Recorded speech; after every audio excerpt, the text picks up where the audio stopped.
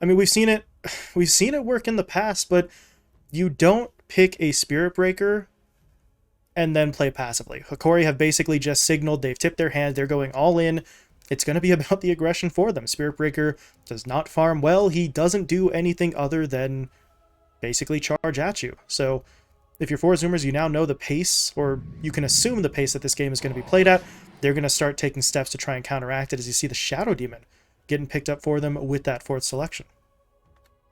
Yeah, and another hero that's very contested, especially today. We've seen it banned out in, I think, 3 of our 4 games so far, and matches up very well versus the Spirit Breaker. You're very annoying, especially with that Demonic Purge. Another hero that is able to be very obnoxious to that Dark Seer. You're not able to surge away, you're not able to Ion Shell, you're not able to do pretty much anything, as well as pairing so beautifully with both the Luna and the Axe. And the only problem right now I'm having is if Analog is able to get on another Spirit, which I'm assuming that's what they're going to go for pretty soon here. 4-Zoomers is all in on this Axe call. Their lockdown is pretty much nothing at this point, so we might need to see something a little bit more coming out of Gunner, because as of right now, it feels like Hokori do have sort of this free pass, and they go for the Gyrocopter again. And I do like the gyrocopter versus Luna because again, it has those same benefits that we talked about in that previous series. And when you're going in these core matchup like this, I think they're saying, okay, you picked Shadow Demon, you picked Elder Titan, fine, it's a pretty bad TB game, but we are going to now pick Gyrocopter. We're going to sort of step past what we both know about, we both are thinking of, and they go back for the Gyrocopter. But Gyro versus Shadow Demon, it's one of those matchups where you can't purge off the flat cannon, but you can purge off the satanic. It's another very good kiting hero, but it's not a winter wyvern. It's not a winter wyvern with witchblade ags. So I think Hikori are saying, you don't have very much lockdown. We're going to run at you. We're not going to worry about the core matchup nearly as much because we do have this Darkseer now to deal with your Luna. There are a lot of differing ideas, I think, going into this game. Both teams are valuing heroes very, very vastly differently.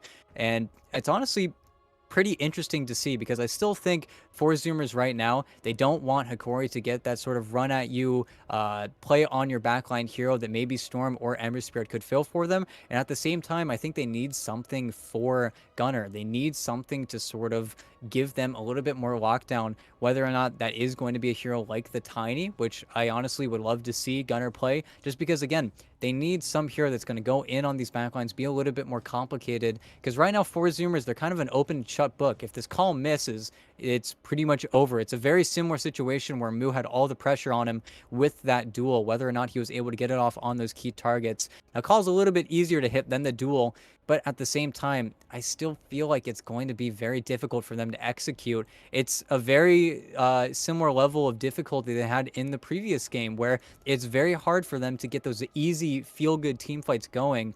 But if they can get those key targets, again, it's all about the small details. It's all about the fine details. They're able to get sort of those easy pickoffs, or rather those perfect starts to the fight. Because now that Hoodwink is the big target on Hokori, they can start on Hoodwink. It's fantastic. And they don't have nearly as easy a time playing in that early to mid game, because Hoodwink Darkseer SB is a lot weaker than AA Hoodwink DK. So I think Hokori are playing for a much later timing, and they got to pick something all out Yeah, of they're running reserve. out of time. Oh, the analog Pango, it looks like, for Hokori. Not something that we've seen from him nearly as often as sort of in previous patches, but a bit of a throwback for him. So damage, mobility, someone that maybe sort of plays into this sort of run at you strat that Hokori have sort of cobbled together. So we'll see. You mentioned they might be looking to sort of push this one a little bit later, but if the early aggression pays off, then well, they have that window available to them. If they don't get it, then maybe they sort of fall back to something a little bit further down the line. But you can't look at this lineup for Hokori and not make the assumption that they're going to be sort of going at you early. So if you're 4-Zoomers, you need to be ready for that aggression. It's going to be coming their way. We'll see what the choice is for Gunner. And they do go for the Storm, so, well, there's a little bit of lockdown on the Hokori side, but I feel like a lot of it is going to be very sort of situational. Things like the bushwhack, you'll need the charge to sort of land in the right spot rather than just connecting in general. So yeah, Gunner might be able to sort of maneuver his way through. This is not going to be a walk in the park for him, but the potential will be there either way. Yeah, and again, Gunner, Storm Spirit, they were first phasing this hero form at the beginning of the patch. Just a very comfortable hero for a very comfortable player, and you're able to pick it into what should be a fairly winning matchup. Storm versus Pango is actually pretty scary just because you are playing that much closer to the Storm Spirit and his remnants. You can definitely sort of misplay a little bit in that lane. So Analog just needs to be very careful because, again, you are playing just that little bit closer than other normal heroes. And it's also pretty based around the fact that you need to get those procs. If you're not procking pretty consistently, you get baited into one or two bad trades, you can definitely fall behind. But at the same time, Hokori with this Pango pick, they're saying we have a mid laner now that doesn't care about the majority of your heroes. The only hero that can actually touch him is that axe call, where you force the Pango to just go straight. Maybe you shoot past someone, but that's also very difficult to execute. Usually that just ends up being an accidental call. But it's a hero that inevitably will be difficult for Gunner to deal with in that mid game. And someone who is going to make it a lot harder for Gunner to play in those side lanes. We'll probably see a much more selfish Storm Spirit, I think, in this game, just because if you go on a hero, Analog TPs in, starts the Rolling Thunder, you don't get the kill, you don't get to farm, that's where the Storm Spirit might start to fall behind a little bit, because he should pull ahead in the lane. Again, that is sort of favored for the Storm Spirit. At the same time, again, Four Zoomers have a very difficult lineup to execute. I think it's at the same difficulty in their previous game. And now you don't have that big beefy hero in the Kunkka that Gunnar was playing on. You have a much more delicate hero where you have to be careful. You have to really pick and choose your fights. And if you fall behind, you try to take too much, you try to be a little bit too aggressive early on, you are 100% fall behind. And Storm Spirit, one of those heroes where depending on the build that Gunner goes for, it is incredibly timing based. And if those timings do suffer, we saw how sort of bad a lineup can feel if your lineup does miss those timings, like we saw in the Luna in the previous game. Yeah, it's still very much up in the air, but we'll see. Four Zoomers were able to pull it out once, although, to be fair, not 100% of that was them as opposed to maybe Hokori making some mistakes. So we'll see just where we stand execution-wise. We were talking about maybe some potential sort of hangover after the way that Game 1 ended, but right now, you see some aggression coming out from the Four Zoomers lineup. Who do they go for, though? That would have been the question. Nice bushwhack, though, connecting onto 4. Analog actually hits up everybody there with the shield crash as well, so he is not going to take a lot of damage. Almisho, though, can't exactly say the same. He is getting beat up. He will go down. Husky, though, falling almost a second or so later, so well, kills are going to get traded out. Gunner, though, dropping low himself. They don't hit him with the bushwhack. They did get Moo, though, but they're still actually going to find the kill onto Gunner. At this point, though, Tiaras going to get away. No, he can't. Moo's going to be able to hit him up, so double kill from Moo.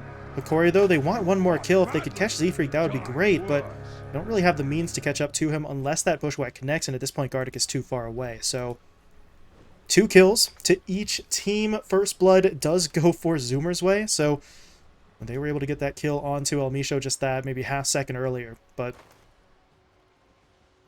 wasn't really expecting a fight quite that big, but by the time both sides realized that everyone on both teams was there, you're not exactly leaving. So at least Four Zoomers are able to make the most of that situation. 2 kills on the board for the Axe, so Moo is off to a bit of a strong start here to try and limit the gyrocopter in this lane. Yeah, and if any hero is going to get those 2 kills, it's really nice for it to be on Moo, because you do end up eating a lot of frags from that flat cannon, from that homing missile. So the sooner that he can make the decision to creep cut, or even just be more obnoxious in lane, having a ring of health up on your opponent is always going to give you a lot more to work with in the space of regen. And Tiaras now just needs to do basic gyro stuff. Gyro is one of the better heroes versus Axe, just because you do have sort of that cobble of damage, and Axe not known to be one of the highest armor offlaners, so Tiaras is going to take a pretty decent amount of damage under tower from this Battle Hunger, but if he gets the last hit, it's going to be fine. Still taking a little bit of extra, but he was able to hold his ground. Meanwhile, Moo is holding a point here, so not 100% sure what he wants to go for just yet. I think if Tiaras had maybe continue to push forward there, maybe you take the chance, pop the call, and see if you can get that quick kill, but... And then look at Z-Freak. Perfect. He got the back end of the wave, denied a full range creep, a full melee creep, and he's going to go again. And this is where Gardic, yeah, he had to make this rotation a little bit sooner, I think, because Moo's just going to protect him, and this is all they need to do. This is just really well played. Yeah, and Z-Freak in this situation as well is even going to be able to soak up a little bit of experience with this maneuver, so... Everything you want. Equilibrium pushes into your tower. Z-Freak is probably going to hit level 2 here. Gardic does finally make his way over, but at this point, Z-Freak got just about everything he wanted. Now he's going to put some damage in onto the Hoodwink as well. Bushwhack, though, going to kind of bring that one to an end, but those poisons, no.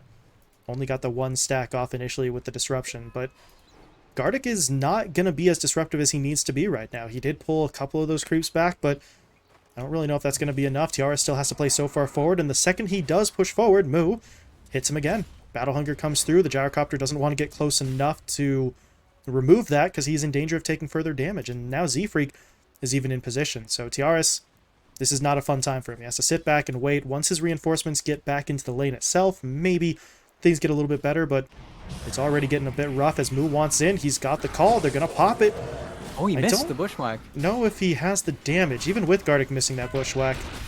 Yeah, Tiaris is not going to go down, but you hit him up with a relatively simple combo. Disruption into the call, and your Gyrocopter's got to burn through even more of that region. He's pushed back to his tower now, but Z-Freak, got to be careful himself as bottom lane. Yep, Husky getting picked off. Vitaly and Almisho jumping in. They get the charge down. They've got the double Ion Shell going to work, and Husky's not going to be able to sort of just shrug off that kind of damage. So Hokori put the pressure on. They're not going to get directly onto Envy. That's not exactly the way this lane's going to play out, at least not across the first couple of minutes, but doing what they need to. They get the support out of the lane for a little while, and if you can continue to do that, if you can keep that pressure on, that is when it's going to lead into Envy then being in the lane by himself for a little while. The Ion Shells start to get a bit more aggressive. Elmisho has more opportunities if he wants to go for the charge. Yeah, and it's no Nyx Assassin, but there is a bottle coming out on Vitaly. He's going to have that much more mana to work with. Good deny coming in from Envy, but now it's sort of, you're playing a ranged hero. Nice little glyph here. They're just trying to be obnoxious, and it's 100% going to work. I think a lot of these camps blocked out as well, just because Husky knows you want to sort of slow down as much as you can this Darkseer. But in addition to that, you want to keep some alive. Charge is coming in. in. Gunner. Oh, good disruption from Z-Freak, but they just need to stand on it at this point. They've got the Ion Shell. We'll be able to take Gunner down. Gunner did throw out that Remnant just in time, though, so Elmisho does die, but you take it. Core 4 support. Elmisho just makes the charge in. Analog very well timed with the Swashbuckle as well.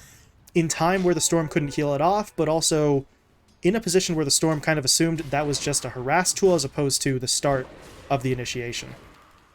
Yeah, and that's something that, again, maybe it's not a Nyx Assassin, but it's definitely a lot faster in these early stages, that charge. Something that, again, we don't see every single day. We don't see the Spirit Breaker valued very much by pretty much anyone, and you really don't think it'd be as impactful as it has been, but it's been a part of every single kill. He's got 4 assists, as well as just being that sort of foil against the Elder Titan, where even though Husky is getting these double Astral Titans off, it's still very hard for him to go. Charge on Envy. Bash comes in. Back there as well. Ooh. Elmisho with the RNG. Vitaly quick with the reactions. That immediate vacuum the second he recognizes that we got the secondary stun onto the Luna, and Envy just wasn't ready for that. Husky can't defend his teammate, and now Husky can't even defend himself. Gonna get jumped in on underneath the tower. He should be going down here. Ion Shell will tick him down. Elmisho even getting sped up there by the boost from Vitaly. Only level 1 on that Surge, but it gets the job done. The aggression is going to be there. But up in the top lane, speaking of aggression, what is going on here? Moo and Z-Freak are behind the tower. Moo got that Vanguard up at the 5-minute mark. The problem is... rotation from Analog. Analog too good in there with the rotation. Z-Freak will fall. Moo doesn't have enough mana to even TP, so he's kind of stuck. Analog's going to run him down. Nice hit. Moo's still fighting, though. Gets a spin or two, but the Bushwhack pulls him back in.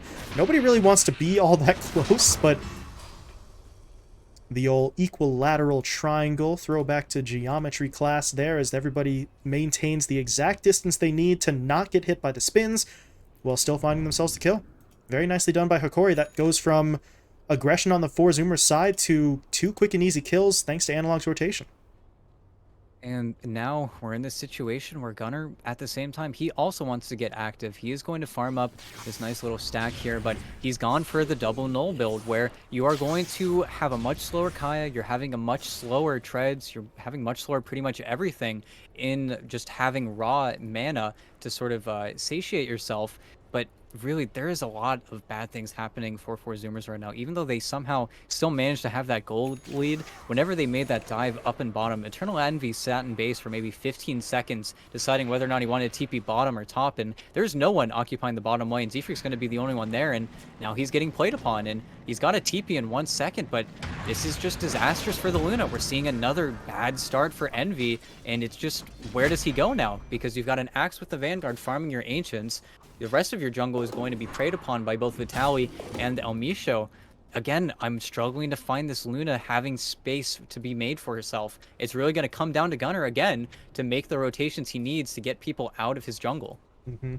And really, this is exactly what I sort of thought Hokori would need to do with this lineup. Mentioned with the Spirit Breaker, you have sort of tipped your own hand that you're going to be aggressive, but El Misho so far involved in 7 of the team's 9 kills, and I think that sort of bears repeating here. Hokori, they've got 9 kills in 7.5 minutes. This is the pace that you wanted with the Spirit Breaker pick. This is why you put analog on someone like the Pango who could make those quick rotations, and all the while, this Gyrocopter well and truly does not care. Tiaras did get taken down once, but he's just been farming away in the jungle. He is not quite on pace with the Luna at this particular moment in time, which is part of the reason why 4 Zoomers are holding that lane, because they are being incredibly efficient farm-wise, but that focus on farm is coming at the expense of their ability to do anything else. ET, like you were mentioning for the Storm, Gunnar's farming great because of this sort of build that he's gone for, but that means he can't go onto really anyone. The Kaya is going to be delayed, and okay, he is able to get himself a little bit of a bonus there with the optic, although he won't keep it, but the fact remains, no one is in a position right now to force these fights. Moo's working his way towards the blink, but he's still about 1,500 away from it, so... They gotta get Vitaly bottom. They gotta go soon. Are they trying for it? Vitaly's hanging out. They scanned. They know he's here. I think they suspect that he's alone as well, but El Misho's actually charging his way in, so the reinforcements are coming. El Misho may not want to actually go all the way in for that. I don't think they realize Gunnar's here. Okay, they want it. That's a bit of a risky one, and now here comes the response. TP coming in from the Axe. Gunnar, though, he zipped into a bit of an awkward spot, but they should still be able to get in onto El Misho. The Spirit Breaker will fall, but they want more. They're trying to track down Vitaly. Surge comes out, but there's going to be the pullback from the Vortex. Vitaly's dead. Not able to get away. Moo just slams down onto him with that Culling Blade, and it was a little off the mark the first time for Gunnar, but he's able to zip in the second time around. That Vortex only level 1, but it still pulls him, and they get it. That's perfect. You said they needed to get Vitaly, and they managed to put it together. They get the scan down into the initiation, and I truly think they did not know that Gunnar was there. Otherwise, El Misho would have canceled that charge.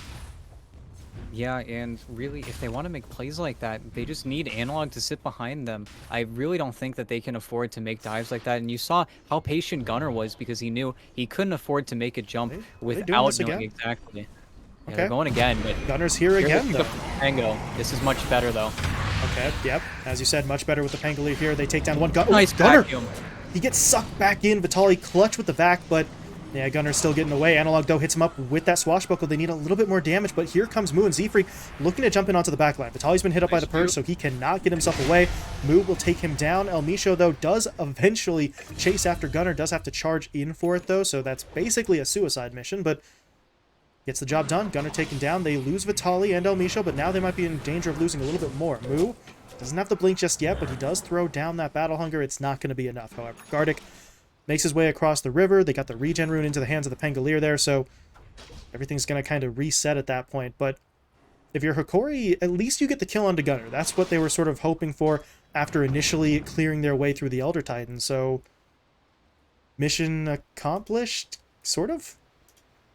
And at the end of the day, these are all fights that, thankfully, Eternal Envy, he's showing up to them and they're winning them. If he was showing up and then stuff was going awry, they would lose Gunnar, they weren't able to get those return kills, it would feel a lot worse, especially with the build that Eternal Envy has gone for. He really shouldn't be showing up to fights, but they're kind of just coming to him. And without Hokori actually making a sort of conceded effort to get on top of this Luna, Eternal Envy will find a pretty decent recovery out of what was a very rough lane, and that's something that Hokori will struggle to do. We finally see them playing on those 10-minute carts, getting sort of the supplemental towers, but at the same time, this is space for Envy. This is space for him to play on the map, and it's something that, with this build, that Tiaras, and something you pretty commonly see on the Gyrocopter, he's got a few stacks to farm, but he will not be showing up to these fights very frequently, and that's where maybe four Zoomers can get away with the man advantage. Maybe they can show up a little bit more, because Moo, he has been pretty much untouched. He's been farming all of those Ancients pretty much off cooldown instead of the Luna, and he's got a Blink Dagger to make plays with the rest of his teammates. Yeah, it feels like they've got the sort of initiative right now in terms of the ability to jump into these fights, blink on Moo, zip from Gunner, and all of a sudden you can sort of set yourself up for a nice 2v1 play. The question is, where do they find those opportunities? They need to be able to find somebody. They do... Ooh, Analog Okay, hold on, yeah. left himself. They're going to try to jump in onto Husky anyway, but this isn't really going to go the way that they want it to. Elmisho? Yeah, okay, he's faking that one out. Scared me a little bit there for a moment, but Hokori won't commit fully for it, but you got to wonder when... When does the move get made? Moo right now is continuing to sort of farm, but at this point, you have a Vanguard and a Blink at about 11 or 12 minutes. I feel like you now need to be the one sort of initiating for your team. Farming your way towards the next item would obviously be great, but relative to your opponents, Moo sort of feels like he's not going to be at a bigger advantage than he currently is for quite a while. So we'll see what he does. He's sort of eyeing things up here, but he's standing directly under the ward, so... They do know he's in that area. They'll back themselves away before they get jumped in on. But gotta just keep on saying it. Gotta assume the aggression from Moo is coming at some point, but haven't quite seen it yet. And I think he's just worried about overcommitting. He knows that the past two fights that have gone very well for them is when they're actually making the aggressive play on Hokori. He's playing more of that counter initiation role, and they're getting a lot out of the map. While Gunner is definitely slowing down a little bit, he was able to get that Kaya, which will allow him to play even further in the Hokori territory, which at the same time buys space for both your Axe and your Luna. Even Z-Freak is getting a lot of time to himself in the bottom lane, and again, sort of the rock of the team, 0, 1, and 5. It's been a quiet SD game, but he's very patiently been getting his levels, getting his farm. Already has an Aether Lens completed on him, and he's going to be your defensive tool. If they do eventually start going very heavily on one target, you always have that disruption stave. And although they're not going to be able to make too many easy plays, the only problem with this Axe is up until he gets a little bit more farm, you even see him cancel his TP, he's not going to be the one dealing damage. And actually, Gunner, they're going on two different targets, but I don't think anyone's dying here. Now the Gunner charge is coming in. He's able to dodge it, though. But Elmisho, oh, he still wants it, but going to get denied again. Third time's the charm. Nope. Zips away. The man just can't land that nether. You wanted it so damn bad, but he's even going to get denied at the end there by the stomp from Husky on that ET. So I really don't even know if that initiation would have played out for them. So to a certain extent, maybe it's kind of in Elmisho's best interest that he didn't get that ult off, but either way, we've been talking about Moo maybe not quite pulling the trigger in terms of the aggression. Hokori, though, were the ones we were talking about needing to play at that faster pace, and things have really slowed down for him. You see Elmisho, he is hitting creeps with Ion Shell on him here, so you know you're in a weird spot when the Spirit Breaker is trying to sort of hit creeps. He's not exactly doing what they need him to be. He thought about the charge onto Husky there, but once he realizes there's about 2 more heroes in the area, he is going to cancel that one out, but Moo blinking forward, getting the taunt down. They're going to pull the Spirit Breaker in. Can they actually lock him down long enough to get the kill, though? As of right now, it looks like no, but here come the reinforcements. No, they're not looking for the fight. Gardic realizing there is a ward up on that high ground. They would have been spotted out the whole way through, so simply dewards it. Everybody backs away, and a bit of a false alarm there in terms of the team fight potential. And that's where we sort of see this song and dance play out, where both teams are trying to find those catches, trying to find those initiations, but both teams are pretty bad at it. They need to commit the Storm Spirit exactly when the Axe Call goes down, otherwise the Axe does not have enough damage. At the same time, Hokori need to pretty much get a vacuum into a charge, otherwise the reaction is going to be too fast from 4 Zoomers. So we kind of see both teams unable to actually get any team fights going. That's why we see these mid towers stay alive as long as they have, because there really isn't anyone to spark that fight. And both teams are so good at counter initiating, but again, it's sort of them both lacking that pure initiation that really makes this sort of an awkward game.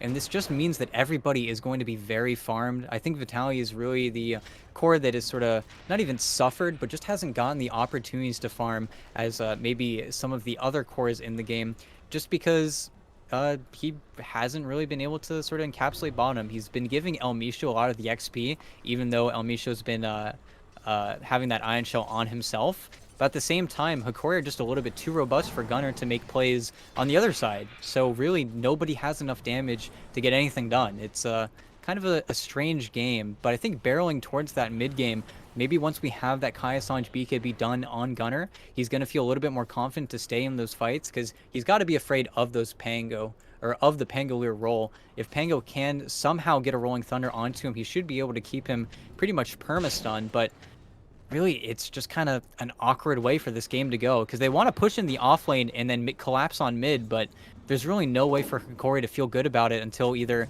TRS wants to show up to the fight, and maybe with the completed Ags, he'll feel confident to do so, but it's just an awkward engagement no matter what. Feels like some like middle school or high school stuff. All right, when there's those two kids who are gonna fight, and they're totally gonna fight, absolutely gonna fight. Don't think that they're not gonna fight because they're absolutely gonna fight. And then they just kind of walk around in a circle at each other with their arms held out, like what, like what, and nobody fights, and everyone knows nobody's gonna fight, but they insist on doing it anyway. That is what this is right now. This is two teams who both want to fight, neither of whom can fight, but they're still sort of pretending like they have the capability to do so. As Elmisho, he's pretending a little bit harder than everybody else. Ooh. Diving all the way forward, that's not a great plan, though, as Husky really gets off the stomp. And that's why you probably shouldn't have gone in. Gardic dead already. They're dropping low there on Elmisho as well, but he's not dead just yet. While Moo, he's actually taking a pretty substantial amount of damage. He's going to get pushed back up onto the high ground, though, by that charge. That actually may have just saved his life as Gunnar going to work. Pushing in, gets the kill. Elmisho taken down, but Vitaly's able to close the gap in onto Moo. So they've taken out the axe. Without that frontliner, I don't really know if Four Zoomers can continue this, as they are going to be forced back. Husky's already been taken down. Envy is going to look for the TP out, and Analog nowhere close to a basher here, so they had no way to cancel it. So Envy falls back. And it looks like the fight is coming to a close, although before it does, Z-Freak not able to make his way out of that fight either. So, well, at long last, it looks like we get the fight after all. Looked like Elmisho had sort of gotten his team into an awkward position there initially, and he does die for it, but the rest of Hokori have his back. They dive in right alongside him, and they turn that into a 3-for-1. Yeah, and that was the first time, and you're going to see it more and more where for Zoomers, they really need to be careful about these pre-20-minute engagements where the Ags on Vitaly, it just makes those heroes just that little bit tankier and more difficult for fighting. Yeah, they got him on a good ward, but good play nice from beam. Envy. Just turns around, hits him up with the Lucent, and that... I don't know if Hokori would have had the damage for it, but we're now seeing them committing much more heavily. Elmisho actually went all the way in the last time around. Vitaly now with the Aghanim Scepter is feeling a little bit better about his ability to just sort of get in there, throw the Ion Shells out, buff up his teammates, and really sort of go to work on that front. So if you're Four Zoomers, you can't really call your opponent's bluff anymore. This time, Hokori, if they push in, they are actually going for you. So they need to be ready on that response. Take a look at what their cores are building up here. Moo wants the BKB, but before he actually finishes it off, he's going to jump onto Gardic. They get the stomp to follow it up, but here comes Elmisho in once again, but another Lucent Beam will be there to stop that charge. But that... oh, they threw down the wall onto Moo. The homing missile's coming in, so they want the fight. If they can catch up, they might be able to make it happen, but there's going to be that Earth Splitter coming out. It's actually not all that effective, and Moo is still on the run. Analog does not let him go. Moo gets taken down, and now Z-Freak, you need to get out of there, but he's not going to be able to get away. The Blink does not create enough separation, as he is going to get hit by the charge into the bash, and Analog finishes off the kill. Double for the Pango, and the Tier 1 tower falls. So Hokori really all in now on breaking that stalemate. It's gone pretty damn well for them. Back-to-back teamfight wins, an objective their way, and starting to pull ahead in terms of the net worth now as well. And I'm surprised Moo even went for a call like that, because yet again, you're on the low ground, your Storm isn't close enough, nor has the mana to really connect with you, and unless they have some mysterious source of magic damage coming out of nowhere, they don't have enough damage unless they all sort of dogpile on the call. And I don't think they should dogpile on the call. I think whenever everything does feel pretty even, they are going to have, again, that pretty advantageous core matchup where you do have the Luna versus Gyro. And I don't think Gunnar wanted any part of that. You see, he's been playing in the top jungle. He hasn't really changed his mode of thinking at all. And that's why you see Moo falling behind just a little bit more. And it looks like he's going to go for a play bottom. I'm surprised he even made that play near the Ancients, because that's where he was playing before, and if he gets a kill or even a call on the bottom lane, it forces Hokori out of where they want to necessarily play. Well, but they're going all in, though. Everyone TP's forward. Can they make this happen? Good stop. Actually canceling out the charge. Here comes Gunnar into the backline, but he's going to get hit up by another strike. They're rolling around onto him, keeping him locked in place. Even the vacuum there. Gunnar's dead. Moo's gone as well, and Oh, four Zoomers. They gamble and they lose. Hold up. Envy? The wall, though. Okay, we have decent attempt. It takes down Elmisha, but the Eclipse is not going to be enough. And now four Zoomers, they need to try and get away, but there's Analog hitting both of them up with the Swashbuckle. Husky will look for the TP out, and he should be able to make it home. But at this point, if you're Hokori, I don't really think you care much about these supports. You're looking for the tower. They were able to get it. Tier 2 taken, and that's another win and another objective.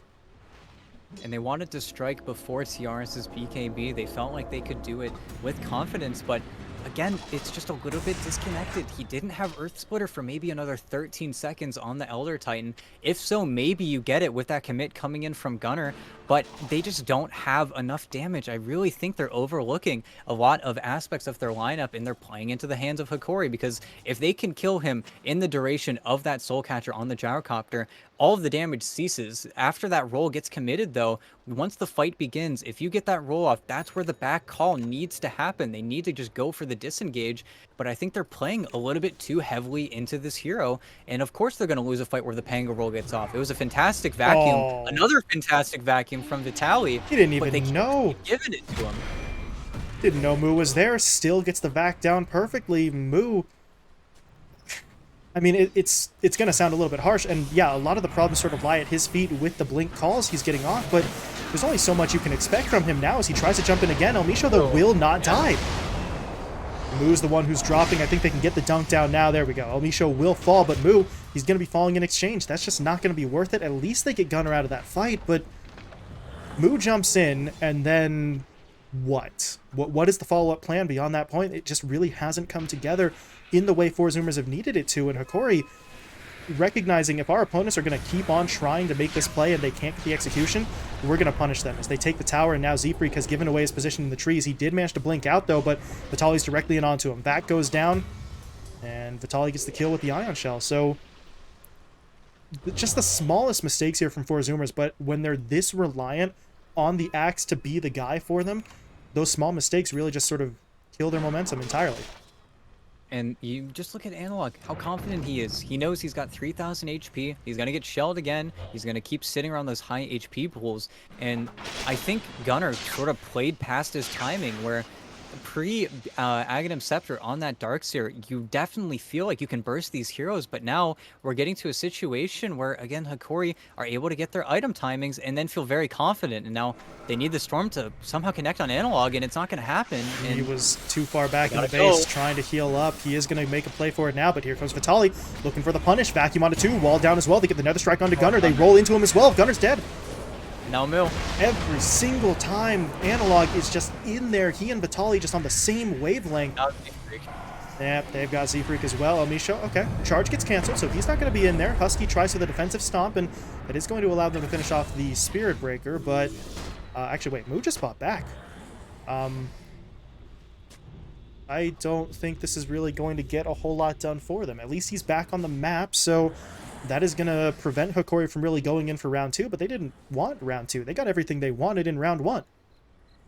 Yeah, and that's where I think four Zoomers are confusing me a little bit still, where they're playing very disconnected from each other. They're not playing really to each other's strengths. Again, I think we had a few ultimates, or just one ultimate on cooldown there, where we felt like we could have maybe committed if we had enough damage, but they go a little bit too early. Gunnar has to TP in mid, and then he's TPing to his own death. I feel like they could be taking this a lot slower, and of course they're reacting entirely to Hokori's sort of aggression. They feel like they need to make these plays, but if you were going to make these plays, Moo had his Vanguard Blink Dagger at 13 minutes into the game. I truly think that they're playing sort of, again, out of their depth. I think they're playing into Hokori way too much, and they're just getting chased at every single turn, and we got more vision onto Moo. See, Gunnar just got run off of the fight. He used most of his mana to get away, which means he's not here to help as Moo gets jumped in on. That is such a minor play. They just sort of run one hero at the Storm. Gunnar has to back off, but with half the mana gone, he can't zip in when Moo gets jumped. So it feels like Hokori are just sort of the puppet masters right now. They are pushing and prodding four Zoomers into whatever situation that Hokori wants their opponents to be in, and four Zoomers don't have the ability to sort of counter that out as, oh, Gunnar, no. He's looking for it. Oh, boy. Finishes off the TP in time, but that was 1 to 2 seconds before Elmisha was going to close in on him, so If he zips any further forward, he could have gotten hit, but that means now no contest on Roche. Hokori finished it off. Tiaris gets the Aegis. They're really looking pretty damn good here as Elmisho's going to go after another charge all the way down to Z-Freak in the bottom lane. And Tiaris TP'd onto the outpost, so they could look to make this fight happen. They want Envy, though. He wants his BKB. He's going to get his BKB, and then they're probably going to set up on towers. Don't greed it, Envy. Yeah. BKB, Force Staff as well. Force Staff probably a good call, as Vitali was coming in there. So not going to take any chances that a stray vacuum catches them out, but Gunnar now sort of catching a little bit of aggression over in that middle lane. He's able to zip himself away as well. So good instincts from Four Zoomers to dodge out that initiation, but now they're pretty far back in their own territory. At least Z-Freak continues to go for the split push play here down bot, but they are rapidly sort of having that free space taken away from them. Hokori are grouping up once again and pushing into the west side jungle.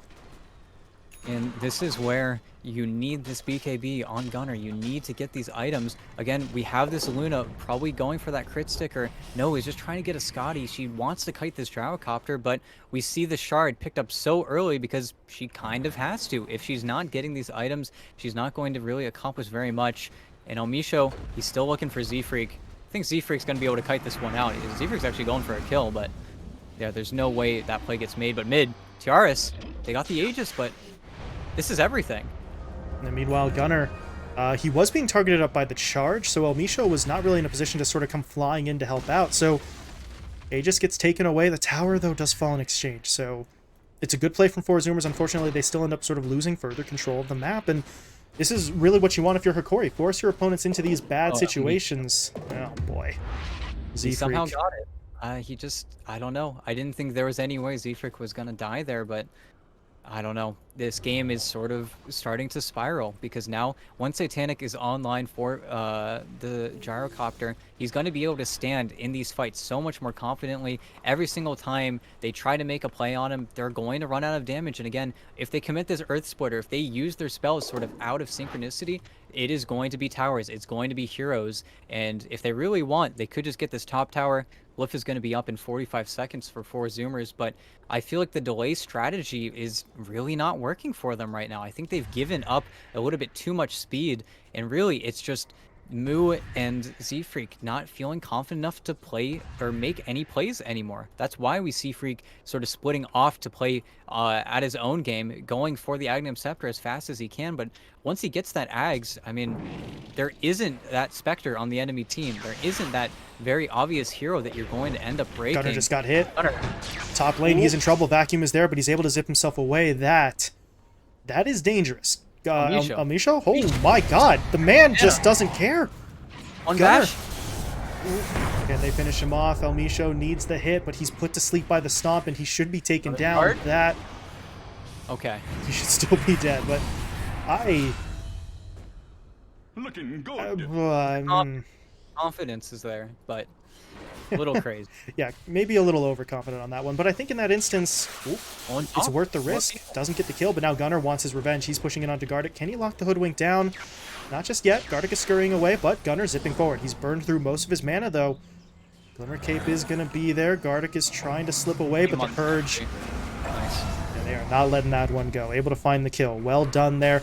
As for Zoomers, well, maybe trying to just reestablish a little bit of momentum, and I would hate for the turning point of this match to be Elmisho trying to man fight up a Luna, or excuse me, not a Luna, the Storm Spirit inside of his opponent's base, but you never know. That could be the rallying cry for Four Zoomers. Your opponents did not show you the proper respect there, going all in for that kill, and well, Gunnar's able to find... I don't think he got the 2 kills directly, but he was able to help find the assists, and it buys them some time, that's for sure. And if anything, this is all just in preparation for the next Roche. I feel like Hokori aren't going to care too much because, again, there are not really kills that are being made during that time or during those sort of pinnacle moments. Whereas you look at Four Zoomers, and it's time. It's going to be Eternal Envy finishing up at Scotty. It's going to be your BKB on your Axe finally.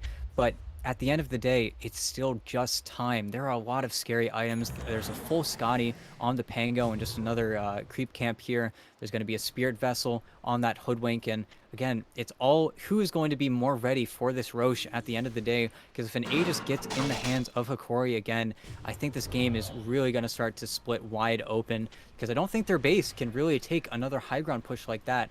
Of course, once you have a few more items on this Luna, maybe we're going to see sort of the matchup come to fruition where this Gyrocopter is going to get kited a little bit. But at the same time, you have to look at the Darkseer, who is almost 1,000 gold away from his refresher. You're going to have 2 enemy Lunas now walking at you, and Eternal Envy has not built against the Darkseer. He's built this Scotty, and you are going to start getting kited on this Luna, and that's where maybe we're going to see the team fights be really touch and go from 4Zoomers, where you can only fight during this Eternal Envy BKB. Otherwise, you're going to get kited, you're going to get charged, you have an Aghanim Scepter on the Spirit Breaker. I think 4Zoomer can really only afford to fight during their BKBs just because of how strong this Darkseer is. This is why we saw this as the first phase answer for Hokori versus the Luna, and it's for a very, very good reason. And to be honest, we were sort of talking during the draft about the fact that they weren't really going after that Terrorblade, and that gamble, at least right now, appears to have been really the right sort of call to make. This has been a huge game from El Micho. From El Micho on that Spirit Breaker, so it's always a little bit up in the air. Every time you see a Spirit Breaker, just what kind of impact that hero is actually going to have. But 6, 9, and 13, it's not the greatest stat line in the world, but it's hard to argue that El Micho did not do his job here. You now have cores on the rest of Hokori, excuse me, who have built themselves up. As you were mentioning, Vitali is big enough now. Analog is looking pretty damn impressive as well. And Tiaris, if he goes toe-to-toe with the Luna, I mean, he could straight up win that fight. He's got the Satanic to sort of bail him out if it does get dicey. So this is where things are going to get so rough for 4Zoomers, as you mentioned. They might just have to rely on the window of a BKB, and that's a very small window. If you don't find a definitive sort of kill or advantage in about 5 to 7 seconds based on some of these timers, you have to run. And if you do try to run, can you even get away? There's so much sort of chase and lockdown that Hokori now have at their disposal. So if you take the fight and you lose, you're done. If you take the fight and you tie but you don't get enough, you also still just have to run. So very few scenarios that result in them just taking a clean win. But we'll see how this plays out. The pause has come to an end as Envy was able to get himself back into it, and he is immediately targeted. There's going to be the chase down. El Micho connects. The Nether Strike comes in. The Sharpshooter lands. The Vacuum actually isn't there. Is he? Envy, wow, that's a hell of a lot of damage. He's going to get through El Micho. At least Analog was able to get away, but now Tiara's pushing his way forward. Call down coming through. They need to be able to save Envy here, but he's just taking too much damage. They don't have the save. Envy's dead. Gunner does zip in after the fact, but at this point, it's not enough to matter. They've lost Zephyr. Gunner has to sort of back away. Doesn't have the mana or the health, for that matter, to keep this fight going, and you pull away too from Hokori. They lose El Micho, they lose Analog, but they got the target that they wanted. The Luna is now down, but they may have lost a little bit too much there to the point where they can't immediately push for anything else. They can't go for the high ground just yet as Gunner walks back in. Zipping onto Vitali. Can he save himself here? He does have that disc. Oh boy. What an item. Saving his life as he is going to be able to get himself away. Gunner at least snags the regen rune before anyone else can grab it, but they wanted that kill so bad. Instead, they do put the Aeon Disc on some rather significant cooldowns. 85 seconds before that's back up, but it's not going to be the kill that they wanted, and Hokori can now sit back, wait for Analog to respawn, and then try to force another fight. And by the time that fight gets started, we're looking at Roshan potentially respawning. Minute and a half here, so the timing is still looking pretty good for the Hokori side. 4Zoomers need to reset, try to swing something their way. And really sort of felt it there for the first time, even though you do have this Scotty on the Pangolier and he is incredibly tanky. Not having that Blink Dagger, you don't have that guaranteed stun right after. I think he was just a second from landing from the shield crash. He was a little bit above the Luna. I bet if you slowed it down and went into replay, it'd look incredibly close. But I think they almost had the perfect chain stun on Envy. If that happens, then the wall lands. Then really the fight goes in their favor because you have that super high HP Luna illusion. But again, I think Hokori only care about Roche. They care about feeling ready, feeling really good. This is Vitaly's refresher now being completed. So you're going to have 4 shells, 2 walls, 2 Aeon discs. It's going to feel incredibly good. Whereas Zoomers, I think they're still building towards some of those very key items. Ags was finished up by Gunner. He's really been the winner in these past 2 engagements whenever they tried to make an attempt on his life. But now you've got the crit stick done on Tiaris. This is where the Luna, if she's not ready, is not going to be able to stand up to that damage.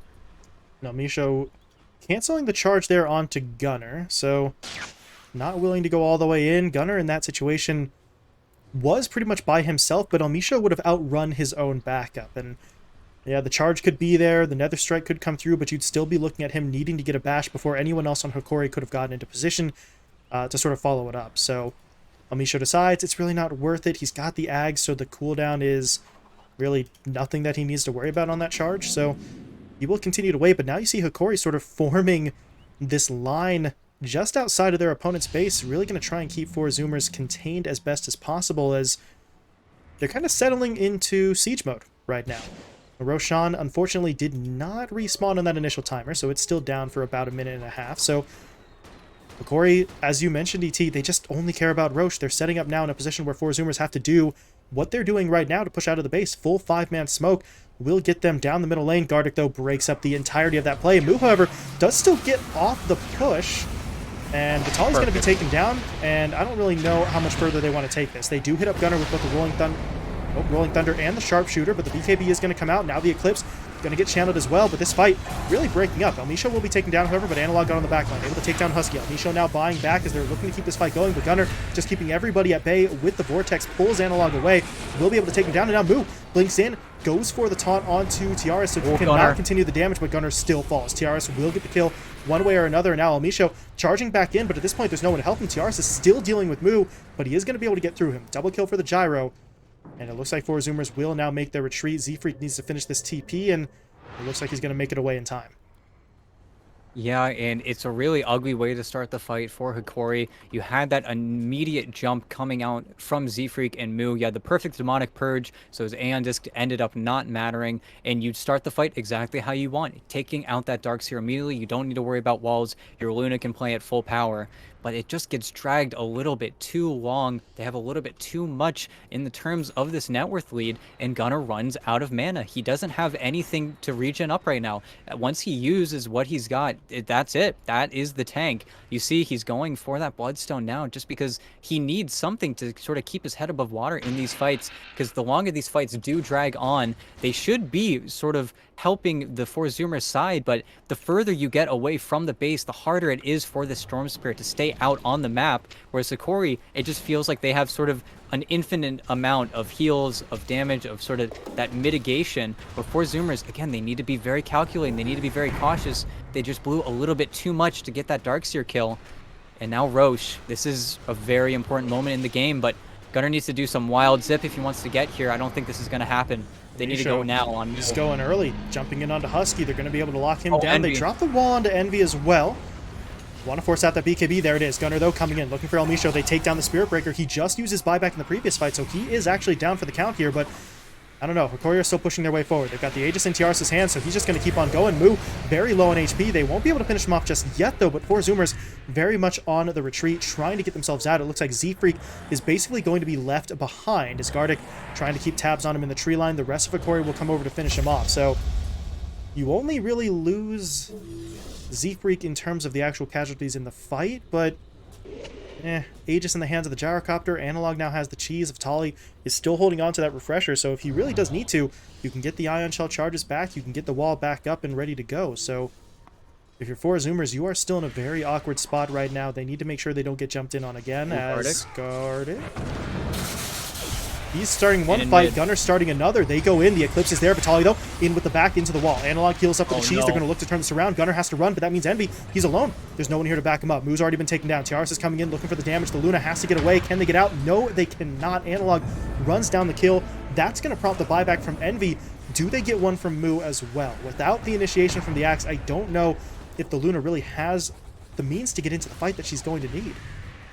And now the glaives, they'll start bouncing. This is the Luna illusion that everyone is scared of in Dota right now. Ooh, Gunner. It's going to be a nice pull, and this is the Storm Spirit's field. You have the fountain right there to get your mana pool right back up, but still, I think they used a little bit too much. They made that jump in the mid lane without having BKBs on either core.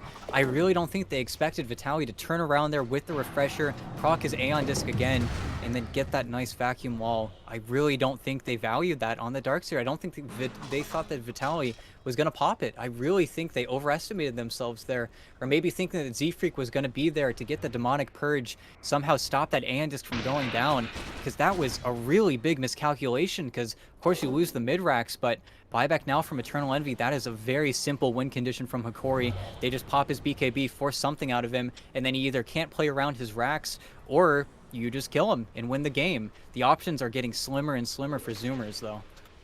I think a lot of the credit for that, really intentional or not, has to go to Gartic. He pulled one or two heroes' attention over here in this sort of west side jungle area up on the high ground, which initially it looked like, yeah, sure, that's an easy kill, but since you had Envy and Gunner splitting off to go directly down the middle lane, what should have been the extra backup you needed to make sure Vitaly gets taken down before that sort of back wall comes out wasn't quite there. It was just those two cores trying to finish it off, and as we saw, they weren't quite able to do it in time, and really everything turns on its head from that point on. So Gartic, with just that slightest little distraction, really changes the way that that fight was going to be playing out, and now Hokori, 25k net worth lead, buybacks on the opposing side are extremely limited. They've still got Aegis in the hands of the Gyrocopter for about 2 more minutes. So ball's in their court here, really. They have the opportunity to try and close this one out. 4 Zoomers are going to be the ones feeling the pressure to try and keep them back.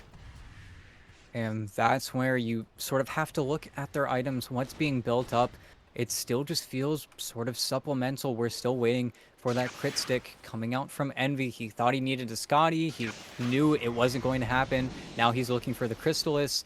It's just all the net worth in the world for the Hokori heroes, and they're so high MS, they're so high movement speed that they're going to be able to farm pretty much anything and get everywhere they need to in time. That's one of the benefits of having this Darkseer in such a winning position. Same with the Pango. You get to farm the entire map while your opponents are constantly scared of that reinitiation of that go, because right now for Zoomers, everything is their BKBs. If their BKBs get forced, if they survive after their BKBs, it really doesn't matter. They almost want to just die if their BKB is already off cooldown, so maybe they can buy back into the fight that little bit faster, because as of right now, if you are stuck in the BKB or BKB less in this team fight, you're just immediately into that Gyrocopter meat grinder. He's got 10,000 gold right now that he's sitting on. It could literally be any item, and yet again, we see he gets the spider leg, so this is a true sort of 7-slot Gyrocopter, because he has that Ag Synth. He has so many options available to him.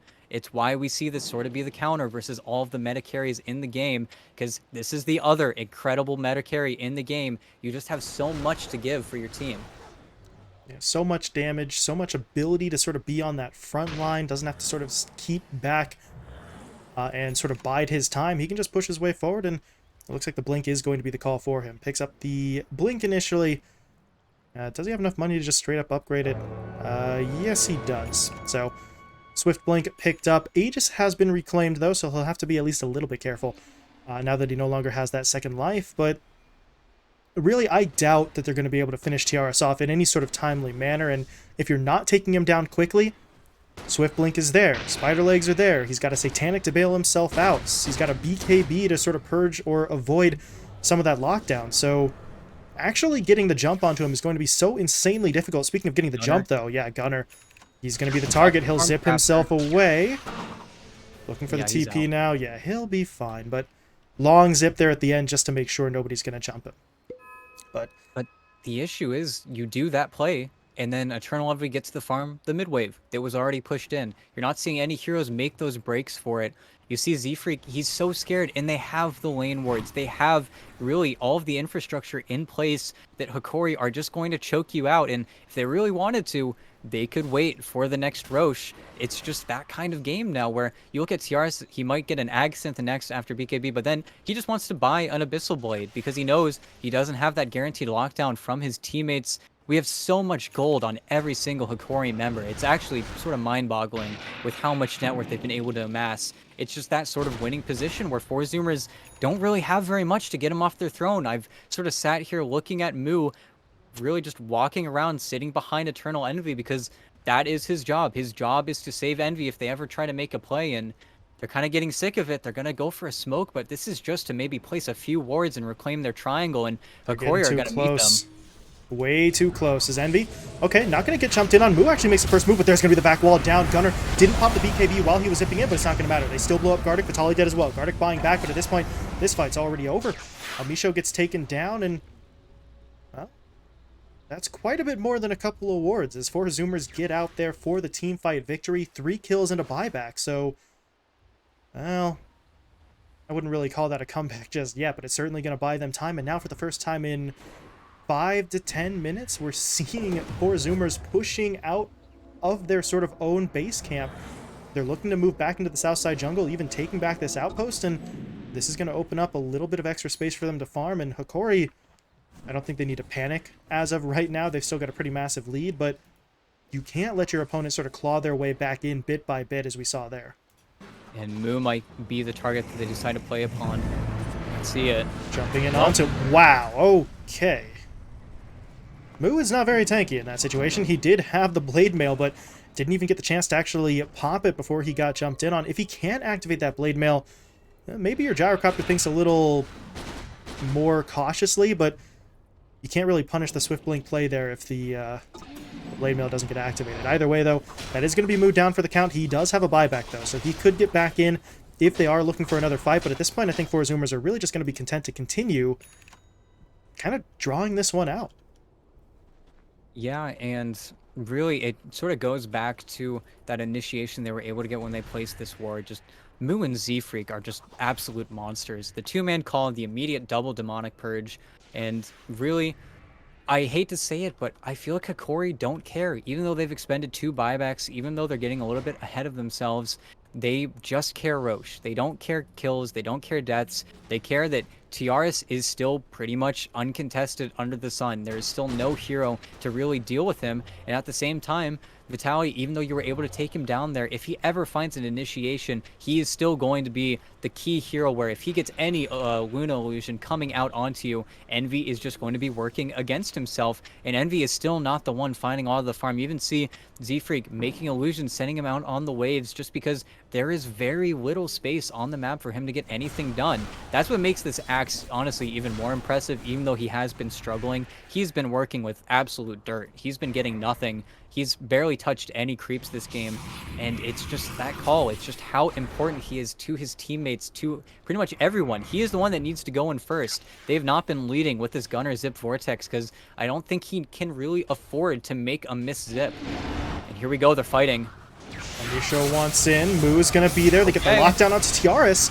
Needs to be able to get the Satanic off, but he did activate it. Satanic will start healing him up. Analog now coming in with the Rolling Thunder, trying to make a little bit more space for his teammate as Envy will be taken down. Misho does fall, but at that point, I don't really think they care. They're okay with that sacrifice. Luna, though, buying back. Envy's back into the fight. His teammates trying to regroup in that top lane, hoping they can buy enough time for the Luna to return. As Moo does get down the taunt on to Tiaris. They are locking him in place a little bit here, but this is just too broken up. Vitaly, meanwhile, coming in with another Vac Wall combo. Z-Freak and Husky both get taken down. Both will buy back immediately, but now Moo is left alone in the tree line. Envy. They're trying to bring him down, but actually they see Envy instead. They're going to change their target. Tiaris, though, in with another Satanic, healing himself up. Gunner, nice zip forward. He pulls in everybody with the Vortex. Will it be enough, though? Moo still going down. They have lost Envy, and they've lost Gunner as well. Gunner, though, has the buyback, but at this point, there's no teammates here to help him out, but he's zipping in anyway. Zips onto Vitaly, able to finish him off. They're looking for Tiaris again, but the Satanic back up in about 5. That would be the 3rd one of this fight, and Gunner decides, let's not go in for that one. He'll back himself away, but there's no buybacks left on the side of four Zoomers. They have to work with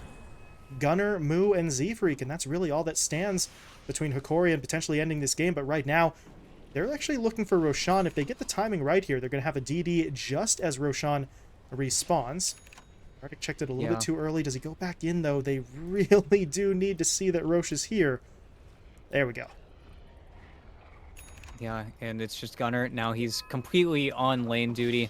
He needs to get this out because I think they know as well that this is just going to be Another Aegis and an Ags, what I'm assuming is going to go over to the Pango. You saw him actually finish a full Abyssal, buying the Ags on himself. And you just have this incredibly tanky Pangolier. There's really nothing you can do about it unless you start the fight on top of him. And yet again, they tried to commit onto that gyro originally. They tried to get Tiaris. Maybe if you have that Mantis Shard playstyle on Axe, you have enough damage, but it's just too little, too late. And you commit pretty much everything to try and kill Tiaris the first time around. You maybe got him at around 800 HP, but the Satanic is just a little bit too strong, a little bit too easy. And now you're going to go into the situation. Envy's dead for 25. They're probably going to make a play onto this top tier 3. Going to kill it very quickly. They still have Glyph. Envy is up in 20 seconds. And they still respect 4 Zoomers. That's the best part. They still know that if you get Axe called, Shadow Demon Purge, pulled by Gunner, and eat all of that damage with the Overload attack bounce, you can still die. Anyone can still die on Hokori, but they have just built up so much. It just continues to sort of snowball out of their favor, and it's no mistakes. If 4 Zoomers ever mess up here, it's going to be pretty much the game. And buybacks are also being reset on Hokori, so they not only need to win the fight, they need to win this fight, the next fight, and then probably a third fight, because you still have to kill TRs 3 times before you can ever hope to touch the enemy Ancient. We still have 2 tier 1s alive on the enemy side of the map, and TRS is sitting on 6k gold. It's just a mountain at this point. Yeah, there is so many different things that 4 Zoomers have to fight their way through, but at this point, the alternative is to surrender now, and that's really just not in the cards for them. They're going to fight their way as far as they can, so focus on the first objective first, right?